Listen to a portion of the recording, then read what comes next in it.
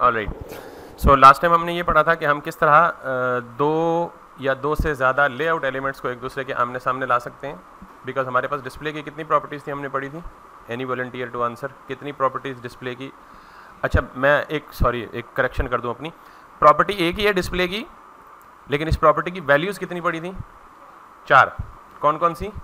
Block, inline, inline block, flex. तो यानी property एक ही है डिस्प्ले, उसकी वैल्यूज़ डिफरेंट है। तो इस तरह की बहुत सारी प्रॉपर्टीज आप पढ़ेंगे कि एक ही प्रॉपर्टी की मल्टीपल पॉसिबल वैल्यूज़, और हर वैल्यू की एक डिफरेंट एप्लीकेशन थी। तो ये आपको पता था कि डिस्प्ले ब्लॉक के कुछ ड्रॉबैक्स थे, जिसकी वजह से हमने क्या पढ़ा? डिस्प्ले इनलाइन पढ़ा, तो ब्लॉक के ड्रॉबैक्स को ओवरकम किया, लेकिन इनलाइन की वजह से कुछ और ड्रॉबैक्स आ गए, जैसे हाइट की कोई प्रॉपर्टी नहीं उठाते इनलाइन एलिमेंट्स, बाकी कुछ और इस तरह की चीज़ें हैं। फिर इनलाइन एलिमेंट्स को और ब्लॉक लेवल एलिमेंट दोनों के ड्रॉबैक्स को ओवरकम करने के लिए हमने इनलाइन ब्लॉक पढ़ा। Inline block was good enough for us in fact to see all the effects combined from both properties inline and block, लेकिन उसमें एक ड्रॉबैक क्या था कि हमारे पास जो लेआउट एलिमेंट्स थे उनको आमने सामने लाना या उनकी प्लेसमेंट करना was not possible using inline block and inline block। तो फिर हमने क्या पढ़ा था? फ्लेक्स। और मैंने आपको कहा था कि वेब डेवलपमेंट के पिलर्स में से एक पिलर है फ्लेक्स की प्रॉपर्टी। अगर आप इसको एक्सपर्टी ले लेंगे तो इसका मतलब है कि समझें कि 40% वेब डेवलपमेंट इसी में रखी है। तो फ्लेक्स के लिए क्या प्रोटोकॉल थे? डिस्प्ले फ्लेक्स की प्रॉपर्टी अप्लाई करने के लिए क्या प्रोटोकॉल? सॉरी, यस, फ्लेक्स के लिए प्रोटोकॉल ये था, एक पेरेंट इंट्रोड्यूस करना है और जिन एलिमेंट्स को आमने सामने लाना हो उसे उस पेरेंट के अंदर रैप करना है, पहली बात। और फिर डिस्प्ले फ्लेक्स किसको देना है? पेरेंट को या चाइल्ड को? पेरेंट को देना है, ठीक है। तो यहाँ से हम बात स्टार्ट करते हैं। यहाँ पे हमारा कल इख्तिताम हुआ था कि मैंने इन दोनों एलिमेंट्स को आमने सामने लाना था, वीडियो एरिया और साइड एरिया। तो मैंने क्या किया, इनके इर्द गिर्द यानी इनको रैप किया एक और डिव में, रैपर में, और रैपर को जाके डिस्प्ले फ्लेक्स दे दिया, जस्ट लाइक दिस। अब यहाँ पढ़ने के एतबार से ना आप फ्लेक्स एलिमेंट यानी जिस एलिमेंट को डिस्प्ले फ्लेक्स दिया गया होगा उसे हम क्या बोलेंगे? Flex element. क्या बोलेंगे? और उसके अंदर ऑब्वियसली चिल्ड्रन होंगे, तभी फ्लेक्स दिए। तो उसके जितने भी आइटम्स चिल्ड्रन होंगे उन सबको हम क्या बोलेंगे? फ्लेक्स आइटम्स या flex children. Flex item is the most common word. I repeat कि जब भी हम दो या दो से ज़्यादा एलिमेंट लेआउट एलिमेंट्स को आमने सामने लाएंगे तो क्या करेंगे? उन दो या दो से ज़्यादा जितने भी हों उन सबको एक पेरेंट में रैप करेंगे, पेरेंट को फ्लेक्स देंगे। अब जिस पेरेंट को फ्लेक्स दिया उसे हम क्या कहेंगे? Flex parent. 2-3 नाम है, flex parent, flex wrapper, flex element. और जो उसके चिल्ड्रन होंगे उन्हें हम फ्लेक्स आइटम बोलेंगे या फ्लेक्स चिल्ड्रन बोलेंगे, ठीक है। तो अब फ्लेक्स आइटम कौन कौन से हैं? वीडियो एरिया और साइड एरिया। समझ आई बात? तो इस वक्त कितने फ्लेक्स आइटम्स हैं? 2 हैं। अब मैंने दोनों को जो विड्थ दी है ना, वो एक को 30% दी है और एक को 70% दी है। तो ऑब्वियसली 70 + 30 100%, तो 100% हमारी टोटल विड्थ थी अवेलेबल, वो उसने ऑक्यूपाई कर ली। अगर मैं यहाँ पे एक तीसरी चीज़ भी इंट्रोड्यूस करा दूँ, यानी मैं इस पूरी डिव को कॉपी करूँ और ये तीसरा ये भी चाइल्ड है, 1, 2 और 3। पहले 2 चाइल्ड थे, एक को मिली हुई थी 70%, दूसरे को मिली हुई थी 30%, और वो आमने सामने आ रहे थे। अब मैंने फ्लेक्स आइटम एक और इंट्रोड्यूस करा दिया। Can you see this? कि वो बजाय उसके कि वो ब्रेक करता या नीचे आता या पेज से बाहर जाता, वो उधर ही एडजस्ट हो गया। तो ये एक इंपॉर्टेंट बात यहाँ आपको बताना मकसूद है कि जब भी आप पेरेंट को डिस्प्ले फ्लेक्स देते हैं, विड्थ बिकम इनसिग्निफिकेंट। अबे देखिए ना, विड्थ की सिग्निफिकेंस नहीं देना, विड्थ नहीं पिक कर रहा वो, क्योंकि 70 और 30 कितना होता है? 100% ब्राउजर पे पूरी होगी। जब 100% पूरी होगी तो अगला जो एलिमेंट है आफ्टर 100 या तो उसे पेज से बाहर जाना चाहिए था या उसे किधर आना चाहिए था? नीचे आना चाहिए था। शायद समझ नहीं आई आपको, इसलिए मेरी मुंह बड़ी हैरत से देख रहे हैं मुझे।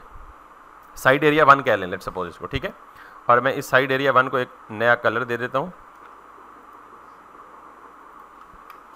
ताकि आपको कलर से डिफरेंस पता लगे कि what I am talking about. Language suppose to be changed. मैं इसे दे देता हूँ जी बैकग्राउंड कलर, या इसी को कॉपी कर लेते हैं, तीनों को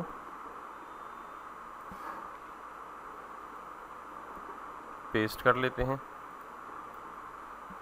और यहाँ पे ऑरेंज की जगह ग्रीन कर देते हैं और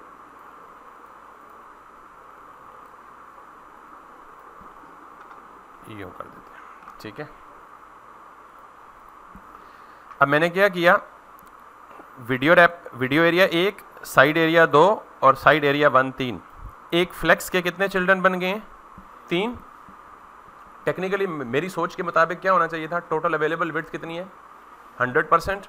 तो 100% को अगर मैंने एक को दे दी 70%, तो इस एरिया ने कितनी ऑक्यूपाई कर ली? ब्लू वाले ने 70%। दूसरे को मैंने दी 30%, तो इसने कितनी ऑक्यूपाई की? 30। तो 70 प्लस 30 कितना होना चाहिए? 100। जब मैंने तीसरा चाइल्ड इंट्रोड्यूस किया तो तीसरा चाइल्ड उसी के साथ एडजस्ट हो गया, तो विड्थ जो है वो उसकी सिग्निफिकेंस ही नहीं रही, क्योंकि टोटल 100% से ऊपर कभी नहीं होती, टोटल हमेशा 100% रहती है। तो इसका मतलब ये है कि ये विड्थ सही से अप्लाई ही नहीं हो रही, विड्थ सही से अप्लाई। तो ये याद रखिएगा हमेशा कि जब भी आप पेरेंट को फ्लेक्स देते हो तो उसके जितने भी चाइल्ड्स होते हैं वो विड्थ की प्रॉपर्टी उनके लिए इनसिग्निफिकेंट या नॉन सिग्निफिकेंट हो जाती है, उसकी कोई अहमियत नहीं रहती। अगर मैं ये रिमूव कर दूं विड्थ, फॉर एग्जांपल आप कहते हैं जी कि सवाल कर सकते हैं जी कि अगर इनसिग्निफिकेंट है why to write it, remove it entirely. ठीक, अब वो विड्थ खत्म ही हो गई है और जब मैं अप्लाई करता हूं तो वो सही से अप्लाई नहीं हो रही। इसकी एक वजह है और वो वजह जानना ज़रूरी है कि जब हम किसी भी पर्टिकुलर पेरेंट को डिस्प्ले फ्लेक्स देते हैं तो फ्लेक्स ऑटोमेटिकली खुद ब खुद विड्थ की कैलकुलेशन करता है बेस्ड ऑन एन एल्गोरिथम। वो एल्गोरिथम क्या है, that's none of our business right now, लेकिन यूँ समझें कि वो किसी वियर्ड तरीके से विड्थ की कैलकुलेशन करता है और वो वियर्ड तरीका हमें नहीं पता। समझ आइए बात। अब अगर लेट सपोज मैं चौथा चाइल्ड इंट्रोड्यूस करा दूं तो क्या होना चाहिए,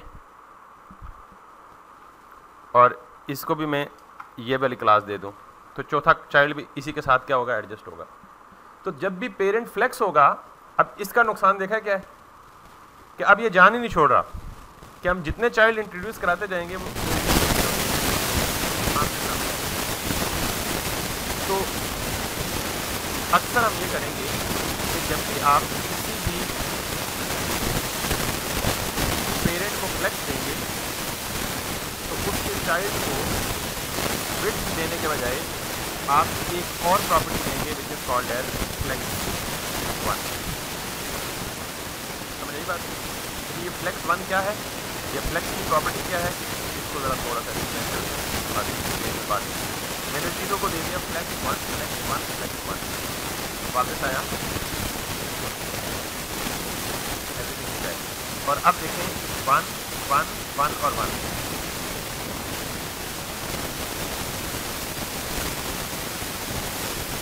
साइड एरिया नाम की 2 डिस्क है, साइड एरिया और साइड एरिया। तो इसका मतलब है कि जितनी भी अवेलेबल विड्थ ऊपर की में डिवाइड होगी, चाइल्ड होंगे, हर चाइल्ड क्या मिलेगा,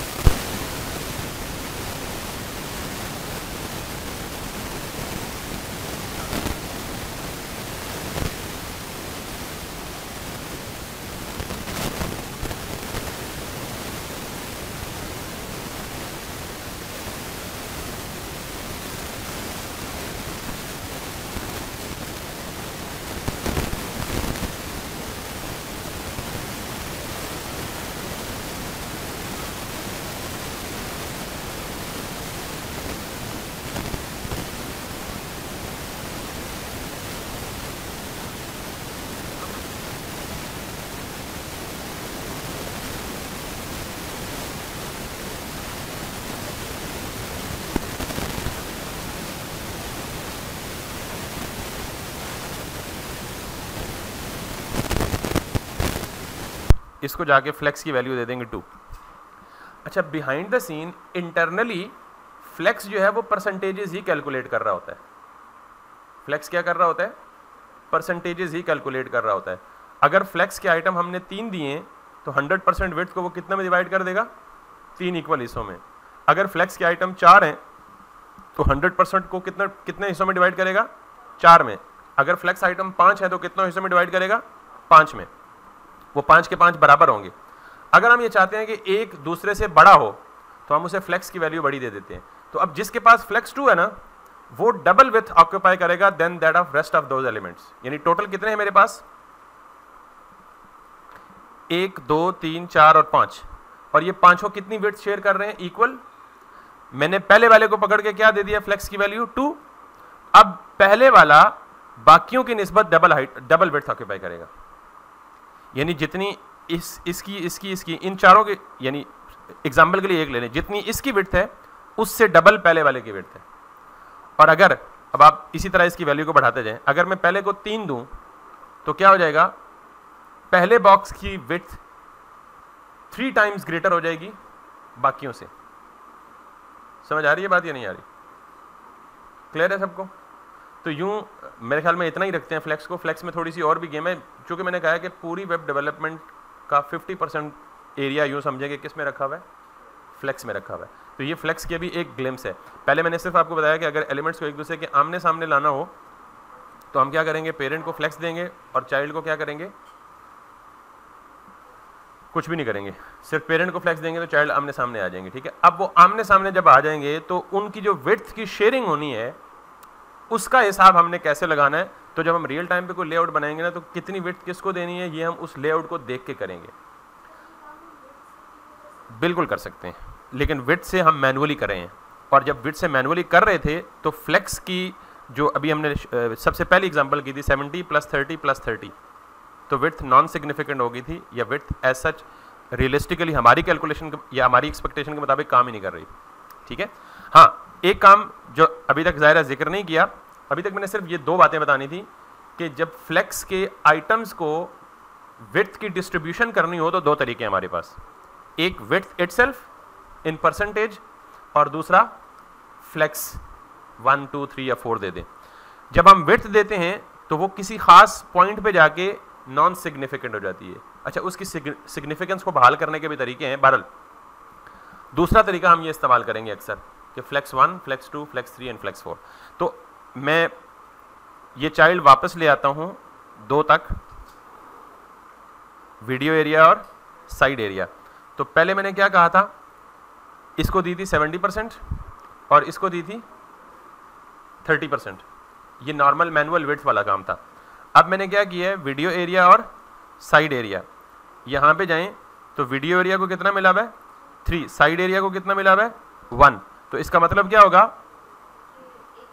जो साइड एरिया की विड्थ थी उसको 3 टाइम्स 3 गुना ज्यादा विड्थ उससे किसको दे दो, वीडियो एरिया को दे दो। तो अगर मैं इसको 1 करूं तो अब क्या होगा, दोनों बराबर हो जाएंगी। ठीक है, 1 1 का मतलब दोनों बराबर।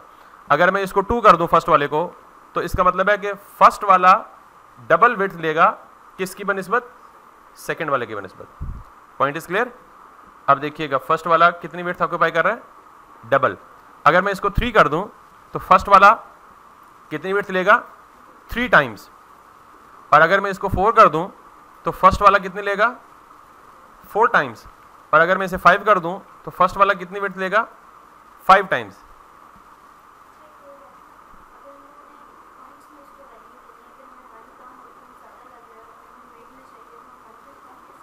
1.5 I don't think so. Flex की वैल्यू आप न्यूमेरिक ही देंगे, डेसिमल पॉइंट्स में नहीं देंगे आप। विड्थ को यूज करेंगे, बैक टू विड्थ, यस। ठीक है, क्लियर है? तो अच्छा, उसके लिए ना इसके 2-3 जवाब हैं। एक तो CSS में हम आगे चल के ये फंक्शन पढ़ेंगे, कैलकुलेशन। अगर आप चाहते हैं कि आपको पॉइंट्स में चाहिए तो आप फ्लेक्स 5 दे दें प्लस उसकी वैल्यू दे दें। लेट्स सपोज मैं कहता हूँ जी इसकी फ्लेक्स की प्रॉपर्टी 5 + 5 पिक्सल्स और समथिंग। तो आप ये कैलकुलेट भी करवा सकते हैं डायनामिक फंक्शन के जरिए। ठीक है, थोड़ा सा आगे चल के हम इसका भी जिक्र करेंगे, बट फिलहाल आप revert back to the width. यानी कहने का मतलब ये है कि जब आप पेरेंट को फ्लेक्स देंगे तो चाइल्ड को एडजस्ट करने, चाइल्ड की विड्थ को इक्वली डिस्ट्रीब्यूट करने के लिए आपको क्या मिलेगा, कितनी प्रॉपर्टीज पॉसिबल हैं, 2, एक फ्लेक्स और दूसरी विड्थ। क्लियर है? अच्छा, अब जरा मैं एक और पॉसिबल चीज़ बताने लगा हूँ आपको, उसके बाद मैं प्रॉपर किसी लेआउट की तरफ जाऊँगा। मैं दोबारा आता हूँ जी 70% पे, और यहाँ पे दोबारा आता हूँ जी विड्थ 30% पे। तो जो हमारा पहले एक्सपेक्टेड रिजल्ट था वही आ गया। अब मैं यहाँ जाता हूँ और एक तीसरा चाइल्ड बनाता हूँ जिसको मैं दे देता हूँ 1, और यहाँ पे 1 वाला मैंने मिटा दिया है, तो लेट्स सी, इसको मैं कह देता हूँ जी सर्विस एरिया 1, और इसको कर देता हूँ मैं ग्रीन, और इसको भी मैंने क्या कर दिया 30%।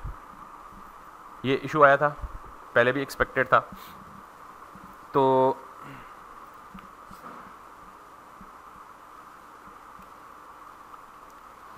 आप में से किसी को पता है रैप क्या होता है? वर्ड या एक्सेल या पावर पॉइंट पढ़ा हो तो रैपिंग, वर्ड रैपिंग या लाइन रैपिंग क्या होती है? नहीं पता? हाँ, वो तो रैपर क्लास को नाम दिया था ना, लेकिन रैप, एक रैप होता है कि मतलब किसी चीज़ को रैप कर ले, और ये जो अभी रैप बता रहा हूँ इसका मतलब ही रैपिंग ही है, लेकिन एक और कॉन्टेक्स्ट में। मैं इसलिए मिटा दिया कि पहले मैं ज़रा आपको रैपिंग का मतलब समझा दूँ। वर्ड तो सबने यूज़ किया है ना, मोर और लेस, कोई ऐसा बंदा नहीं है जिसने यूज़ किया हो। ओके, तो यहाँ पे आप रैपिंग का मतलब समझे।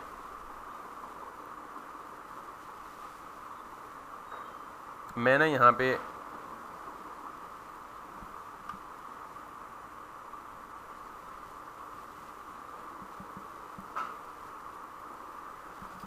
कोई टेक्स्ट लिख रहा हूँ, एक खास जगह पे पहुंच के, एक खास विड्थ पे पहुंच के ना, ये टेक्स्ट लाइन को क्या कर देगा, ब्रेक कर देगा।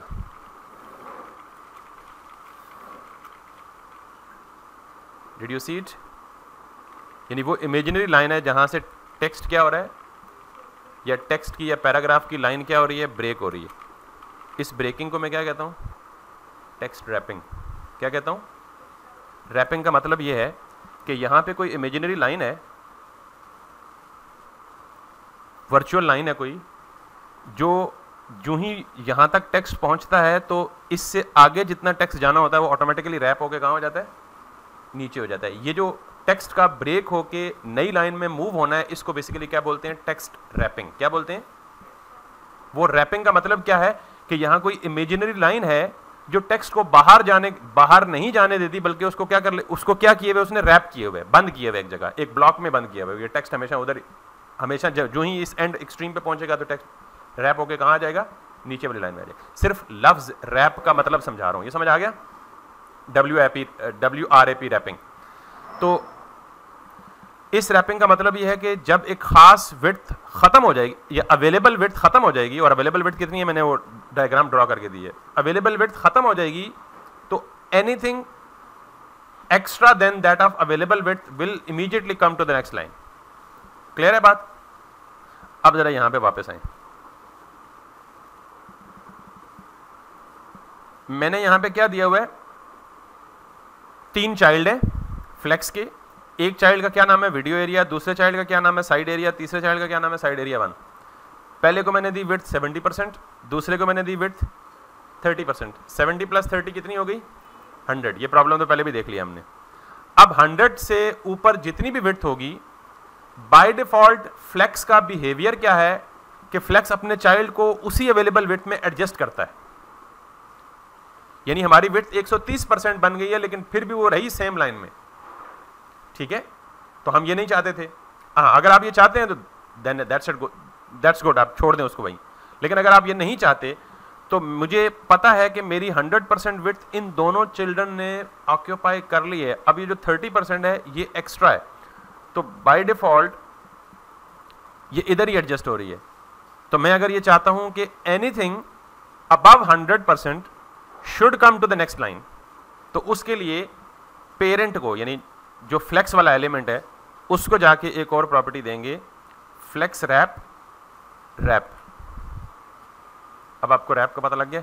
रैप का मतलब यह है कि एक खास अवेलेबल कैपेसिटी है जहां हमारे एलिमेंट एडजस्ट हो सकते हैं, और वो कैपेसिटी या विड्थ कितनी है, 100%। तो मैंने फ्लेक्स रैप रैप देने का मतलब क्या है कि anything that goes beyond 100% move it to the next line, या wrap it to the next line. Proper word wrap है।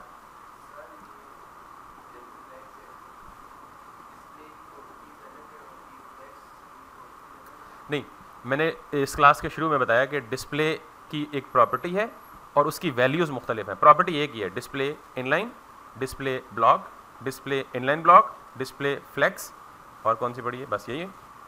तो प्रॉपर्टी एक ही है डिस्प्ले, उसकी पॉसिबल वैल्यूज हमने 4 पढ़ी हैं। समझ आई बात? तो ये फ्लेक्स उसी डिस्प्ले का हिस्सा है, उससे अलग नहीं है, हट के नहीं है। क्लियर है?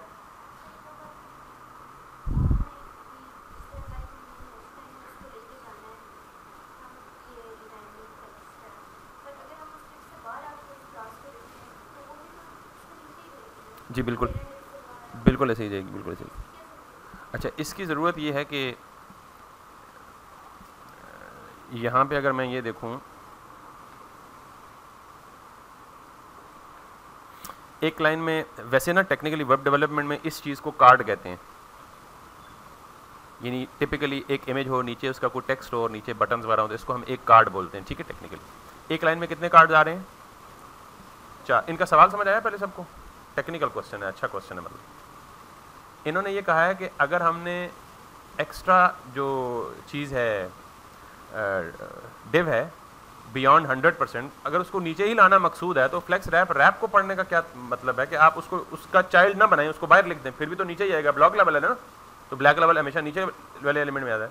तो परफेक्टली अ वैलिड क्वेश्चन। तो अब समझ आ गया सवाल आपको? नहीं समझ आया? पहले ज़रा इनका सवाल समझे। इनका सवाल ये है कि अब ये देखें, मैं अगर ये जो साइड एरिया 1 है,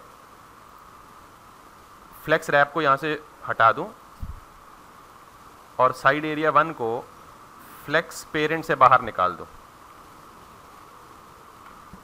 इज इट योर क्वेश्चन? अब ये ऑटोमेटिकली नीचे शो होगा। तो इतना फसाद करने की ज़रूरत क्या है?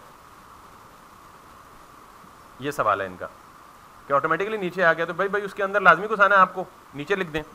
तो नहीं, इसके अंदर रखने की एक वजह है और वो वजह बता रहा हूँ मैं अब यूट्यूब के लेआउट से। वो वजह ये है कि एक लाइन में कितने कार्ड्स हो रहे हैं? 1, 2, 3 और 4। अगर आप वाली अप्रोच जो आपने अभी सजेस्ट की है वो हम बनाएं, तो उससे तरीका क्या होगा कि हम एक रैपर बनाएंगे और उस रैपर में कितने चाइल्ड रखेंगे? 4। फिर इधर जाके फिर एक रैपर बनाएंगे, उसके कितने चाइल्ड बनाएंगे? 4। इधर जाके फिर एक रैपर बनाएंगे, जिसके कितने चाइल्ड बनाएंगे? 5, 6, 4 जितने भी अवेलेबल है। इधर जाके फिर एक रैपर बनाएंगे, फिर कितने? तो आपको अंदाजा है कि कितने रैपर हम एक्स्ट्रा बना रहे हैं, कितने पेरेंट्स हम एक्स्ट्रा बना रहे हैं। तो यही काम हम थोड़ी सी समझदारी के साथ, थोड़ी सी ट्रिक के साथ 4 या 5 नहीं बल्कि 500 डिव्स बचा के ये काम कर सकते हैं कि we don't have to introduce a new parent for every single row. समझ आइए बात? तो हम ऑटोमेटिकली क्या करेंगे, अब जरा मैं यूट्यूब वाली एग्जांपल चलेंगे, उसको बाद में चलते हैं। तो हम ऑटोमेटिकली क्या करेंगे कि हम इसको इस तरह डिज़ाइन करेंगे कि जो ही एक रो इख्तिताम को पहुंचे, anything other than that available capacity should immediately move to the next line. तो एक ही पेरेंट में यूट्यूब के सारे कार्ड एडजस्ट हो जाएंगे। क्लियर है क्वेश्चन? क्लियर हो गया? अगर ये नहीं क्लियर हो तो कोई बात नहीं, सिर्फ ये इनका जवाब था, इनको क्लियर हो जाना चाहिए। आप इस किस्म के बहुत सारे लेआउट्स हम बनाएंगे, फिलहाल सिर्फ जवाब। तो मैंने यहाँ दोबारा 1, 2 और 3 पेरेंट, तीनों को एक ही पेरेंट में रखा, विच इज़ रैपर, और यहाँ से मैंने फ्लेक्स रैप हटा दिया। जब फ्लेक्स रैप हटा दिया तो should come into the same line, और वापस फ्लेक्स रैप दे दिया। तो ये क्या करेगा? 100% से ऊपर जितना कुछ भी आएगा वो उसको किधर ले आएगा? नीचे ले आएगा। क्लियर? अब इवन दो, जब भी मैं मिसाल के तौर पे एक और बनाता हूँ चाइल्ड, और इसको मैं कह देता हूँ जी फॉर एग्जांपल टेस्ट कह देता हूँ, और यहाँ पे आके अब मैं जान के एक मस्ती करने लगा हूँ। टेस्ट को मैं विड्थ दे देता हूँ, यहाँ से यही प्रॉपर्टीज़ कॉपी करें,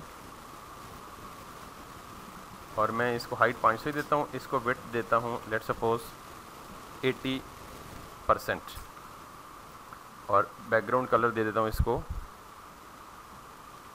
येलो। अब ज़रा गौर से देखिएगा,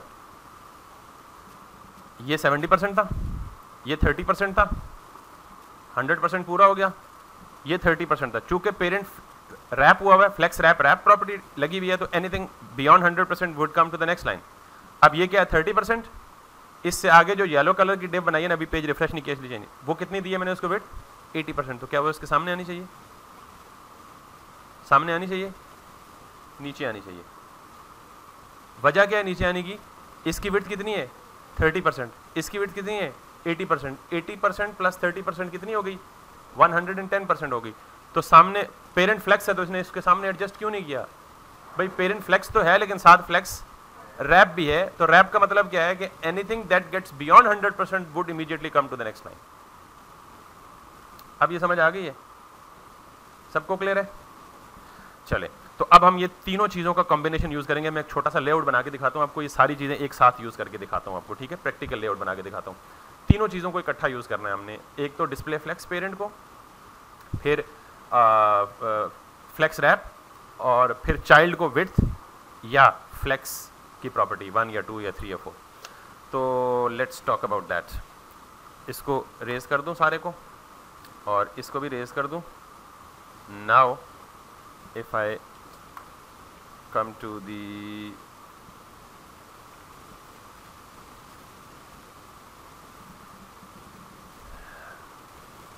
मैं YouTube के ना 4 कार्ड्स आमने सामने बनाने की कोशिश करता हूँ। अभी ये कंटेंट बीच में नहीं लिखूंगा, सिर्फ ज़्यादा से ज़्यादा क्या इमेज लगा देता हूँ और चारों इमेजेस को एक दूसरे के क्या करता हूँ आमने सामने ले आता हूँ, या अभी इमेज भी नहीं लगाते, सिर्फ बॉक्स ही बैकग्राउंड कलर के साथ लगाते हैं ताकि जस्ट एक दफ़ा हम ये फ्लेक्स का कॉन्सेप्ट क्लियरली अंडरस्टैंड कर लें, तो फिर हम उसको देख लेंगे। तो मुझे अब जब भी आपको ये चाहिए ना कि 4 बॉक्स आमने सामने लाने हैं, तो आंखें बंद करके एक पेरेंट बनाए, सिंपल इज दैट। तो मैंने यहाँ पे देना है जी रैपर। अच्छा, एक वेब पेज में बहुत सारे रैपर्स होंगे, हर सेक्शन का एक डिफरेंट रैपर होगा, तो आप कोशिश करें कि सिर्फ रैपर नाम यूज़ करने के बजाय ना इसको भी ज़्यादा मीनिंगफुल कर दें। मैं कहता हूँ कार्ड्स रैपर, ज़्यादा डिस्क्रिप्टिव हो गया ना, कि नहीं ये वो रैपर है जिसके अंदर मैं क्या रैप करूँगा, कार्ड को रैपर करूँगा, ठीक है?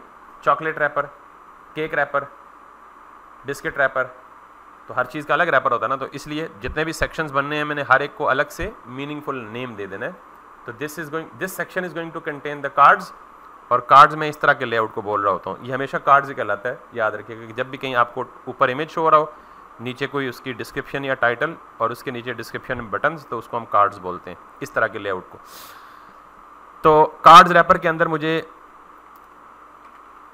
एक डिव चाहिए, और इस डिव को मैं क्लास दे दूं क्या, क्योंकि बाहर क्या था कार्ड्स रैपर, तो अंदर क्या होना चाहिए कार्ड्स। बिस्किट रैपर तो अंदर क्या होता है बिस्किट, बाहर क्या होता है बिस्किट रैपर। मेक सेंस ना? नाम देने का तरीका सिखा रहा हूं। इस कार्ड रैपर के अंदर मैं सिर्फ कुछ टेक्स्ट लिख देता हूं H1, और इसको मैं कह देता हूं जी हेलो, या इसको कह देता हूं लॉरम। आपको नहीं पता लॉरम क्या होता है, इज इट? चलें इसको बाद में बता देता हूं लॉरम क्या होता है। तो अब मुझे क्या करना है, एक रो में कितने कार्ड चाहिए 4। टोटल अवेलेबल स्पेस कितनी होती है हमारे पास 100%। तो 4 को कितने पे डिवाइड करेंगे, सॉरी 100 को कितने पे डिवाइड करेंगे 4 पे डिवाइड करेंगे, तो एक की वेट कितनी होगी 25। Simple formula. तो मैंने क्या करना है, इस कार्ड को पकड़ना है, यहाँ आना है, और इसको विड्थ कितनी देनी है 25%। किसी को ये समझ ना आई हो कि 25% क्यों दी है, समझ आ गई है? अगर मुझे एक लाइन में 3 कार्ड शो करने हो तो फिर विड्थ कितनी दूंगा 33.33। अब वो परसेंटेज वाला पॉइंट वाली बात की थी ना आपने, चलें 3 की बात करते हैं। तो अगर 3 शो करने हैं तो कितनी विड्थ देनी है 33.33। तो 33.33 एक की, 33.33 दूसरे की, 33.33 तीसरे की, तो ये कितनी बन जाएगी 99.999। 0.1 पिक्सल वो अब कहीं मैनेज नहीं हो सकता, so ignore it. Sorry, this is perfectly valid. हम कह सकते हैं तीनों को अगर इक्वल विड्थ देनी है तो हम फ्लेक्स वन दे सकते हैं, परफेक्टली वैलिड। मैंने कहा ना कि हम इन दोनों चीज़ों का कॉम्बिनेशन यूज़ करेंगे। फिर जब थोड़ा सा एडवांस पे चले जाएंगे तो आपको क्लियरली डिफरेंस पता लग जाएगा कि where to use flex, where to use width, ठीक है? तो अगर मुझे 2 कार्ड 50 प्लस एक ही कार्ड 3 कार्ड चाहिए मुझे। हाइट मैं दूंगा जस्ट अपने अंडरस्टैंडिंग के लिए, बाद में इसको मिटा दिया करेंगे हम, और उसको बैकग्राउंड कलर दूंगा मैं लेट्स सी रेड, और यहाँ पे वापस आता हूँ, तो I do have 1 card and that 1 card is taking up 33.33, ठीक है। अब मैं एक के बजाय इसको कितने कार्ड्स बना दूँ? 3, तो 3 कार्ड्स कितने होने चाहिए? 33, 33, 33। एक दूसरे के आमने सामने क्यों नहीं आ रहे? पेरेंट डिस्प्ले फ्लेक्स नहीं है, ठीक है, नाइस। तो पेरेंट क्या है? Card wrapper. कार्ड रैपर को यहाँ से कॉपी करें,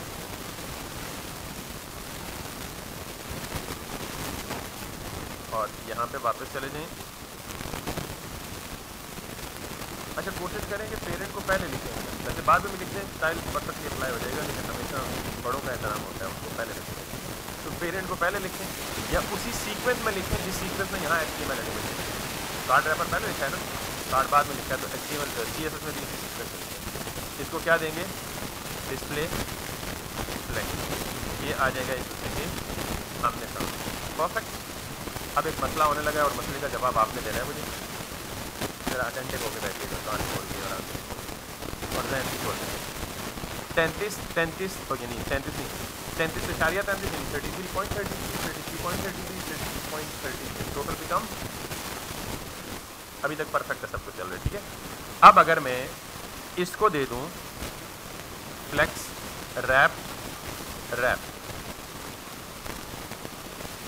कोई मसला अभी तक नहीं आया। क्यों? क्योंकि वो 100% से टोटल कंबाइन वेट 100% के अंदर ही है। 33.33, 33.33, 33.33, टोटल कितनी बन गई ना? कार्ड्स के दरमियान में गैप नहीं चाहिए हमें, थोड़ी सी स्पेसिंग भी चाहिए ना, ताकि वो पता लगे एक दूसरे से डिफ्रेंशिएट हो।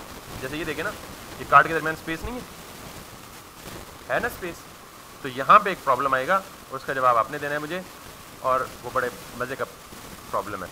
मैं इसे दे दूंगा मार्जिन, और मैं इसे 6 पिक्सल्स मार्जिन दे देता हूँ, बड़ा थोड़ा सा मार्जिन दे दिया मैंने, 6 पिक्सल्स, ठीक है। Now if I come back, नहीं मसला क्या हुआ, पहले जवाब नहीं देना, पहले सोल्यूशन नहीं बताना, पहले प्रॉब्लम बताना है क्या हुआ कि ये नीचे क्यों गया।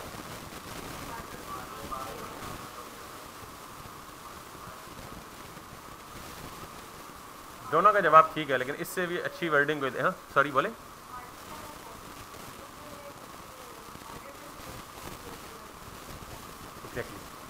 आपको समझ आइए क्या, कैसे ज़्यादा होगी? 33 99 साढ़े 99 होता है। वेरी नाइस, सबको समझ आ गई है कि यार उसकी पहले जब मैंने मार्जिन नहीं दिया था 33.33, 33.33, 33.33, that becomes 99.99, that was okay, that was all of the card were showing in the single line। लेकिन जो ही मैंने 6 पिक्सल मार्जिन दिया, तो टॉप बॉटम मार्जिन का तो मसला नहीं है, क्योंकि हम विड्थ को अकोमोडेट करने की कोशिश कर रहे हैं ना, तो इसने 6 पिक्सल 6 पिक्सल 6 पिक्सल और 6 पिक्सल, तो ये क्या बन गया basically 99% plus margin which goes an extra. तो जो कार्ड्स हैं वो 100% से विड्थ क्या हो गई है, एक्सीड कर गई है। क्या कर गई है? एक्सीड कर गई है। तो इसका हल आप बताएं ज़रा। इन्होंने बताया कि जी परसेंटेज थोड़ी कर दें, ऐसे ही है कि आप 33 पॉइंट के बजाय 33 कर दें, ताकि कोशिश करेंगे वो जो 6 पिक्सल का मार्जिन थोड़ी सी कम हुई है, लेकिन थोड़ी सी और कर दें, 32 कर दें।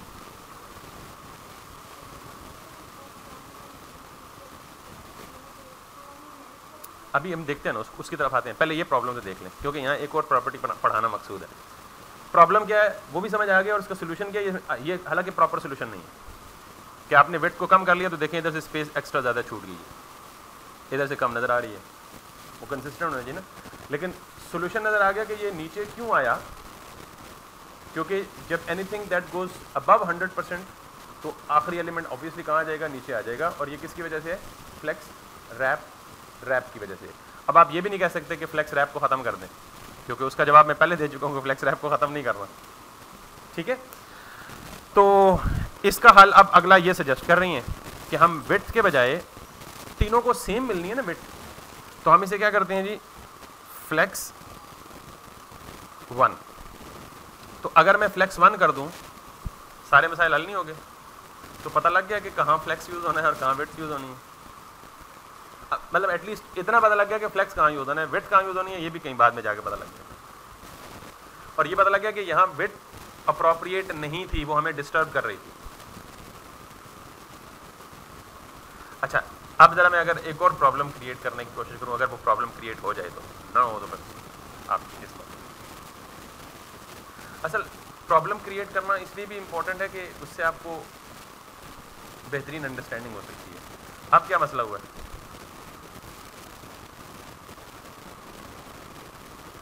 पुराना मसला वापस नहीं आ गया।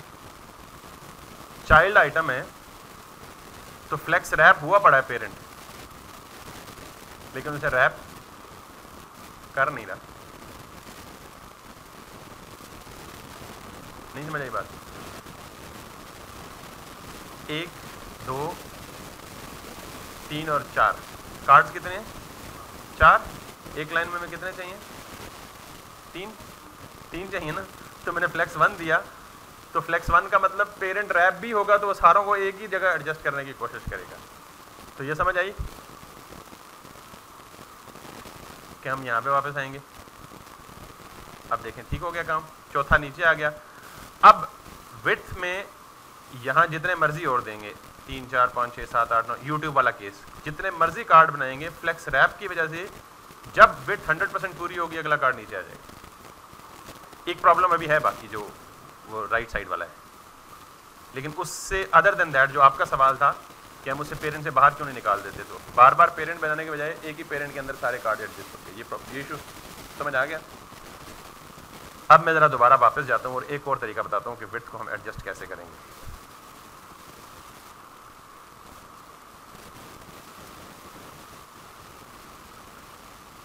तीन चाहिए हमें, ठीक है। तो हम बेसिकली ये काम कर सकते हैं कि हम ये कहते हैं जी कि इसकी जो विड्थ है उसे कैलकुलेट करे। आई डोंट नो, मुझे ये प्रॉपर्टी अभी बतानी चाहिए या नहीं बतानी चाहिए, बट चलें। 33.33% minus 6 pixels,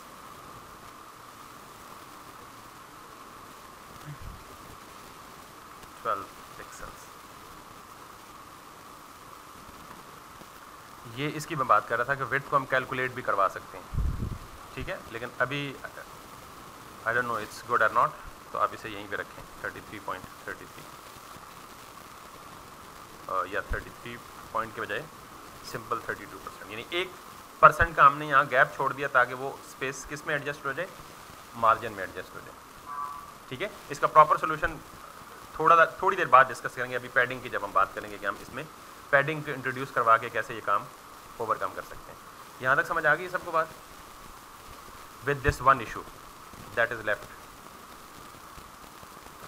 display flex, flex wrap और चाइल्ड को विड्थ देनी है या फ्लेक्स देना है।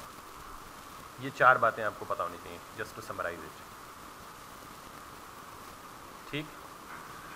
अब फ्लेक्स की 1-2 और प्रॉपर्टीज हैं। चूंकि मैंने कहा ना फ्लेक्स की प्रॉपर्टी बहुत ज़्यादा डेप्थ में यूज़ करेंगे हम और बहुत ज़्यादा यूज़ करेंगे, तो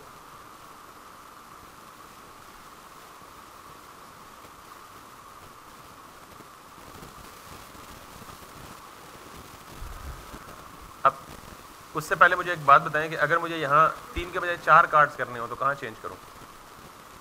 एक लाइन में 4 कार्ड्स करने हो कहाँ चेंज करूँ? फ्लेक्स रैप को हटा दें, एक लाइन में 4 हो जाएंगे।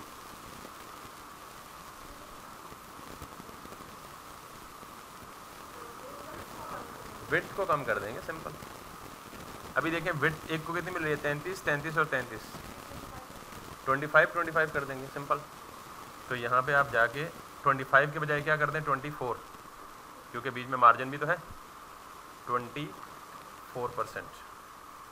चौथे की जगह बच गई, तो चौथे को यहाँ से कॉपी करें और पेस्ट करके नीचे ले आएँ। That's it. 24 24 24। एक में 5 चाहिए तो फिर 20 20 कर दें। 20 के बजाय आप 19 कर दें 1 पिक्सल, उसका वो मार्जिन के लिए वो छोड़ देंगे। क्लियर हो गई बात? तो चीज़ों को आमने सामने कैसे लाना है एक बात, और आमने सामने ला के आपने डिस्प्ले फ्लेक्स की प्रॉपर्टी जब इंट्रोड्यूस कराई तो डिस्प्ले फ्लेक्स की प्रॉपर्टी ने अपने साथ पूरा एक पलंदा प्रॉपर्टीज़ का लाया। ठीक है, डिस्प्ले फ्लेक्स। और ये बात याद रखनी है सिर्फ, मतलब आप चाहे फिलहाल रटा ही लगा लें, जब प्रैक्टिस करेंगे तो खुद ही याद हो जाएगी कि फ्लेक्स रैप हमेशा किसको देनी है, जिसको फ्लेक्स मिला होगा खुद।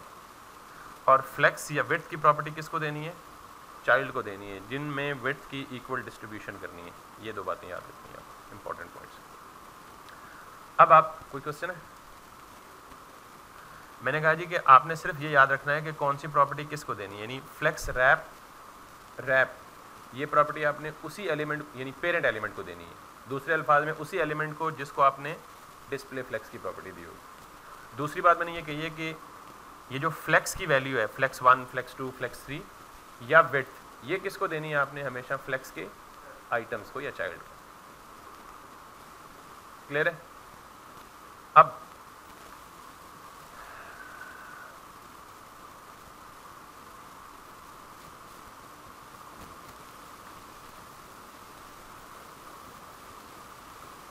अगली प्रॉपर्टी पढ़ने से पहले ना एक काम करते हैं, वैसे काम मैं टास्क देता कोई, लेकिन ये टास्क तो आपको समझ आ ही गया कि ये कार्ड्स को कैसे फैलाना है आपने इस पूरे में। सिर्फ इसके अंदर एक इमेज डालना है। मैं एक इमेज भी डाल के दिखा देता हूँ ताकि जब मैं मिसाल के तौर पे ये एक सॉरी जी जी जी मैं ये वाला इमेज लेट सपोज प्ले करता हूँ, सेव करता हूँ। और मैंने ये आपको बताया हुआ कि जब इमेज आपने कोई लगाना हो तो पहले उस इमेज को कहाँ मूव करें, अपने उसी प्रोजेक्ट के फोल्डर में। मैं इसे img या थंबनेल नाम दे देता हूँ या thumb। इसको मैं यहाँ से कट करता हूँ और वापस ले जाता हूँ इसको यहाँ पे, वापस आता हूँ इधर, यहाँ पे h1 की जगह मैं क्या दे देता हूँ, img, और img में मैं दे देता हूँ जी t को इस्तेमाल करूँगा तो मुझे थंब पहले आ जाएगा। अब यहाँ पे वापस जाएं,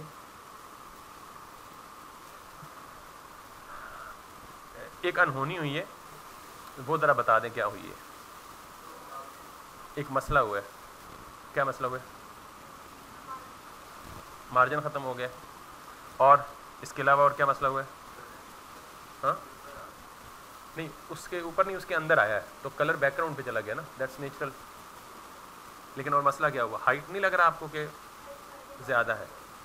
तो इसमें 2-3 चीज़ें आपको सीखने को मिली हैं। पहली चीज़ ये है कि ये ऐसा हुआ क्यों, यानी इस चीज़ को हम कहते हैं कि इमेज जो है ना वो पेरेंट को ओवरफ्लो कर गया। जब भी आप देखें किसी बर्तन में पानी डालें ना, जब वो बर्तन भर जाता है तो क्या होता है? ओवरफ्लो होता है ना। ठीक है, तो इसका मतलब ये है कि जो मेरी ये जो रेड कलर का बॉक्स था उसकी एक ख़ास विड्थ थी। वो विड्थ कितनी थी? 25%। तो ये जो इमेज है ना, ये जो आपने कहा ना मार्जिन ख़त्म हो गया, मार्जिन ख़त्म नहीं हुआ, इमेज का साइज़ अपने पेरेंट से बड़ा था। यानी इमेज का पेरेंट कौन है? कार्ड्स। इमेज का पेरेंट कौन है?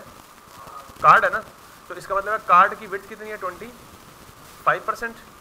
तो जो इमेज की विड्थ है जितनी भी है, मुझे नहीं पता पिक्सल में, ये पेरेंट से अगर बाहर आ रही है तो इसका मतलब है ये इमेज की विड्थ पेरेंट से ज़्यादा है, इसलिए पेरेंट को क्या कर रहा है? ओवरफ्लो कर रहा है। क्या कर रहा है? और दूसरी बात, ये हाइट वाइज भी नीचे आ गया। इसका मतलब है कि इसकी हाइट भी पेरेंट की हाइट से क्या है? ज़्यादा है। इसकी हाइट भी पेरेंट की हाइट से क्या है? ज़्यादा है। तो यानी ये हाइट वाइज भी ओवरफ्लो कर रहा है और विड्थ वाइज भी ओवरफ्लो कर रहा है। ये बात समझ आ गई है? तो जब भी कोई चीज़ ओवरफ्लो करे और उसे वापस कंट्रोल में लाना हो तो उसका एक ही तरीका है, और वो तरीका ये है कि इस केस में पेरेंट की विड्थ फिक्स है। पेरेंट की विड्थ फिक्स है ना, 25%। ऐसे ही है। तो मैं यहाँ पे जाऊँगा और अगर मैं लिखूँ कार्ड्स स्पेस इमेज, इसका क्या मतलब है? मैं किसको टारगेट कर रहा हूँ? कार्ड के अंदर जो इमेज है वो। ये मैंने आपको बताया ना कि CSS में जब आप स्पेस देते हैं तो स्पेस के बाद वाले वर्ड का मतलब चाइल्ड होता है। ये बताया नहीं बताया? नहीं बताया, चलें जब तक नहीं बताता छोड़ दें। मैं सिर्फ ये कर लेता हूँ इमेज। अब मैंने यहाँ डॉट नहीं दिया, तो डॉट ना देने का मतलब टैग को टारगेट कर रहा हूँ, डॉट देने का मतलब क्लास को टारगेट कर रहा हूँ। और मैंने इसको दे दिया विड्थ 100%। किसको 100% दे रहा हूँ? इमेज को। ये किसके अंदर है? कार्ड के। कार्ड की विड्थ कितनी है? 25%। तो ये 100% किसकी होगी? 25% की 100%। 25% की 100%। समझ आई बात या नहीं आई? अगर मैं यहाँ से इसको जाके रिफ्रेश करता हूँ, can you see this? Image has taken 100% width of its parent. यानी 100% का मतलब ये नहीं है कि उसने पूरे ब्राउजर की विड्थ को ऑक्यूपाई करना है, 100% अपने पेरेंट की। और उसके पेरेंट की कितनी है टोटल? 25। तो ये कितनी लेगा? इसकी 100% कितनी होगी? ऑब्वियसली जितनी पेरेंट की है। तो इसकी विड्थ भी पेरेंट की विड्थ के बराबर हो जाएगी। जब भी कोई एलिमेंट, स्पेशली इमेज, जब भी कोई इमेज पेरेंट को ओवरफ्लो करे तो उसे आप क्या कहते हैं? Width wise 100%। अब सवाल है कि अगर इसकी हाइट ज़्यादा होती है, अभी इस केस में लकीली बल्कि थोड़ी सी ज़्यादा मुझे लग रही है, तो एक बात हमेशा याद रखिएगा कि आप कभी भी किसी भी सेक्शन को फिक्स हाइट नहीं देते। क्यों नहीं देते? क्योंकि आपको पता है कि यूं हमें वर्टिकल स्क्रॉल अलाउ होता है, तो हाइट वाइज हमारा पेज जितना मर्जी ग्रो कर जाए doesn't matter at all. Width wise हमारे पास लिमिटेशन होती है कि हमने हमेशा किसको अकोमोडेट करना होता है? विड्थ को अकोमोडेट करना होता है। तो आज के बाद मैं भी किसी भी एलिमेंट को, अनलेस के कोई स्फीयर नीड ना हो, हाइट नहीं दूंगा। तो मैं जब इसकी हाइट को ख़त्म कर दूंगा ना, कार्ड्स की, तमाम कार्ड्स की हाइट ख़त्म हो गई। अब आपका सवाल होगा जी कि आपने हाइट ख़त्म की है लेकिन यहाँ से कोई असर नहीं हुआ। उसकी वजह यह है कि किसी भी डिव में जितना कंटेंट होगा, डिव की हाइट उतनी क्या होती जाएगी? बढ़ती जाएगी। क्या होती जाएगी? बढ़ती जाएगी। एक बात। दूसरी बात, अगर फ्लेक्स के 4 चिल्ड्रन हैं तो एक की हाइट बढ़ेगी तो सारों की इक्वली क्या होगी? बढ़ेगी। इसका भी एक हल है, पहले मैं ज़रा प्रॉब्लम बताता हूँ। मिसाल के तौर पे, पहले कार्ड में क्या पड़ा हुआ है? इमेज। तो बाकी सारों की विड्थ, बाकी सारों की हाइट किसकी वजह से इतनी हुई है? इमेज की वजह से। अब मैं जाता हूँ आखिरी वाले में और इसमें कुछ डमी टेक्स्ट डाल देता हूँ, बहुत ज़्यादा सारा।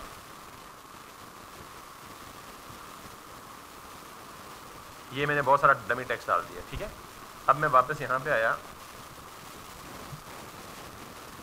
तो मैंने क्या बोला है कि अगर मैं फिक्स हाइट नहीं दूंगा तो हाइट कंटेंट के हिसाब से ग्रो करेगी। जितना कंटेंट होगा उतनी हाइट क्या होती जाएगी? बढ़ती जाएगी। तो मैंने यहाँ से फिक्स हाइट ख़त्म कर दी थी ना, तो फिक्स हाइट ख़त्म कर दी तो जितना कार्ड के अंदर कंटेंट आएगा उतनी उसकी हाइट हो जाएगी। और फिर सब की हाइट क्यों ग्रो कर रही है? बिकॉज के ये सारे फ्लेक्स आइटम्स हैं। एक फ्लेक्स आइटम की हाइट ग्रो करेगी तो वो बाकियों की हाइट को भी क्या कर देगा? ग्रो कर देगा। अगर इसकी हाइट कम हो जाए तो बाकियों की भी ऑटोमेटिकली उसके साथ क्या होती जाएगी? कम होती जाएगी।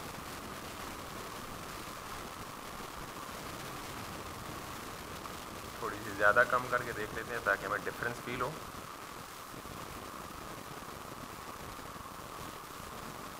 Can you see this?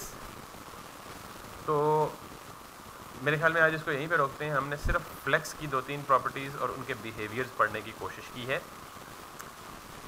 पहला बिहेवियर मैं समराइज़ कर देता हूँ दोबारा से और इसको यहीं ख़त्म करूँगा। और I would highly recommend you कि जो काम मैंने किया ना, एटलीस्ट कार्ड की प्लेसमेंट्स और अरेंजमेंट्स वाला, आप एग्जैक्टली यही काम कल तक करें।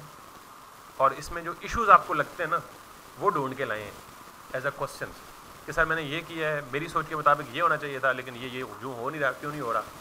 मैंने यूँ ट्राई करने की कोशिश की है, मैं सोच रही थी या सोच रहा था कि यूँ होना चाहिए, यूँ नहीं हो रहा। Just play around with the flex properties, ठीक है। जस्ट टू समराइज, जब भी किसी एलिमेंट को पेरेंट को डिस्प्ले फ्लेक्स देते हैं, वो अपने सारे चाइल्ड को आमने सामने ले जाते हैं, ठीक। फिर हम फ्लेक्स आइटम्स को इक्वली या नॉन इक्वली डिस्ट्रीब्यूट करना चाहें तो 2 तरीके हैं, विड्थ और फ्लेक्स। फ्लेक्स हम दे सकते हैं, flex automatically internally percentages calculate करके अपने फ्लेक्स आइटम में विड्थ को डिस्ट्रीब्यूट करता है। यानी अगर आप 4 फ्लेक्स आइटम्स हैं, हर एक को फ्लेक्स 1 देंगे तो वो क्या करेंगे, इक्वल विड्थ लेंगे। किसी एक को फ्लेक्स की वैल्यू डबल या ट्रिपल देंगे तो वो क्या लेगा, 2 टाइम्स या 3 times then the width of the rest of the children. ठीक है। दूसरा तरीका ये है कि आप विड्थ से कर सकते हैं।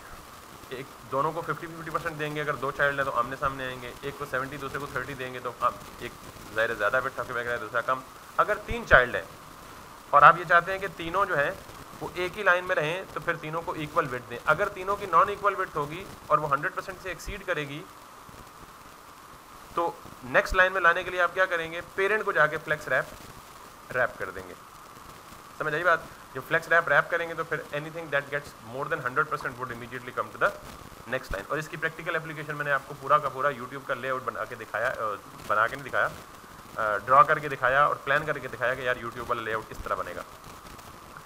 फिर मैं प्रैक्टिकल साइड पे आया और फिर मैंने कहा जी कि ठीक है, फ्लेक्स को आपने दे दिया। और अगली बात इंपॉर्टेंट ये बताइए कि आप हाइट नहीं देंगे किसी एलिमेंट को। इससे पहले हम हाइट क्यों दे रहे थे, फिर आपका सवाल ये हो सकता है। इसकी वजह है कि हम सिर्फ बॉक्स बना रहे थे, अगर हाइट ना देते तो विजिबल ही ना होता, तो उसको देखने के लिए हाइट दे रहे थे। तो जब इनकी हाइट नहीं है किसी की भी, देनी भी नहीं है, ठीक है। Let the div take its height based on its content, यानी उसको कंटेंट की बेस पे हाइट उठा लेने दें। ठीक। आखिरी बात ये की है कि जब आप हाइट नहीं देंगे, एक्सप्लिसिट हाइट नहीं देंगे, एक्सप्लिसिट का मतलब खुद हाइट मेंशन नहीं करेंगे, तो फिर जब एक फ्लेक्स आइटम ग्रो करेगा तो बाकी सारे आइटम्स को क्या करेगा, साथ साथ ग्रो करेगा। तो ये एक नुकसान है, मुझे पता है नुकसान है, लेकिन इसको बचाने के लिए, इसको प्रिवेंट करने के लिए भी एक टेक्निक या वो तरीका है, वो हम डिस्कस करेंगे साथ साथ। लेकिन फ्लेक्स की इतनी ही प्रॉपर्टीज़ हमने आज के लिए पढ़नी थी, कल हम मज़ीद फ्लेक्स को डिस्कस करेंगे। मेरा अगर बस चले तो 3 महीने के कोर्स में 1.5 महीना हम सिर्फ फ्लेक्स पढ़ें, इतनी इंपॉर्टेंट चीज़ है। लेकिन डरे नहीं, 1.5 महीना फ्लेक्स नहीं पढ़ेंगे, 1.5 महीना फ्लेक्स नहीं पढ़ेंगे हम। इस वीक में सिर्फ फ्लेक्स पढ़ेंगे, यानी दो दिन तो गुजर गए ना वीक के, 2 दिन मजीद रह गए, कल और परसों। तो फ्लेक्स की कुछ मजीद प्रॉपर्टीज़ हैं जो इंपॉर्टेंट है, वो अगर इस वीक को सिर्फ फ्लेक्स पे आप ग्रिप कर लेंगे ना, आप पूरा का पूरा लेआउट बनाने के काबिल हो जाएंगे। ट्रस्ट में, इतना बड़ा दावा कर रहा हूँ मैं आपको। यानी आप ये यूट्यूब जैसा लेआउट पूरा बना लेंगे।